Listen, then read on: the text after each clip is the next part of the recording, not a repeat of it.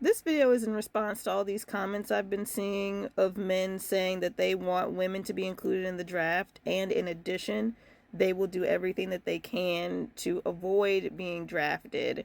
So they will do their part in making sure that it's primarily women who get drafted.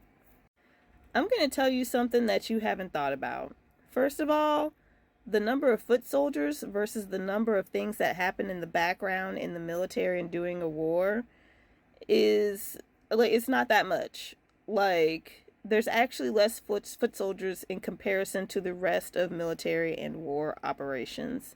So women getting drafted, they'd most likely be sent there rather than the front lines. But I know you're talking about the front lines, so I'm going to address that. If women are sent to the front lines and given responsibility over frontline operations, I will tell you that our military will become exponentially better and more sinister because women are smarter. People really thrive off of this conversation of how women are physically weaker, which really physical stuff is more subjective and any woman can just become strong just like any man. Women are smarter, and women are way more emotionally and kinetically intelligent. So, yeah, our military would become way better and way more sinister. Or there would be a bigger humanitarian push in our military because women are also more connected to nature and other human beings. Women also generally have a higher pain tolerance. Do with that as you will. Also, violent misconduct and sexual misconducts will dramatically decrease if there are more women. There'll also be more accountability in our military. The men who go in there to do bad things to their own brothers and sisters and siblings at arms, they will see more accountability and they'll be more quickly ousted. And like, while there's so much emphasis on how the average woman is physically weaker than the average man, a woman in the military is stronger than the average man. So we're just going to have a whole bunch of strong, smart women around. And hopefully they don't get too much PTSD.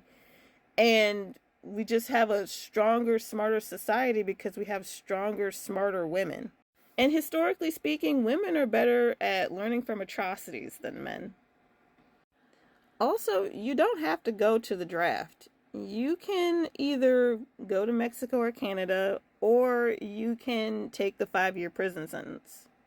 And if more women take the 5-year prison sentence, that's basically going to turn prisons into a leftist utopia.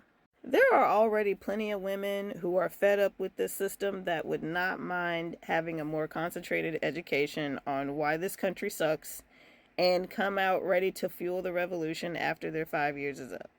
And do not think for a second that women that were imprisoned for not accepting their draft would not be put at the forefront, given top priority in any leftist movement, especially women of color, especially queer and trans women. Feel free to share this video with anybody that you know that has felt comfortable talking about how women should be included in the draft and all this here, because the world would actually be a much scarier place for them if women got drafted, and they need to know that they need to be afraid of women immediately.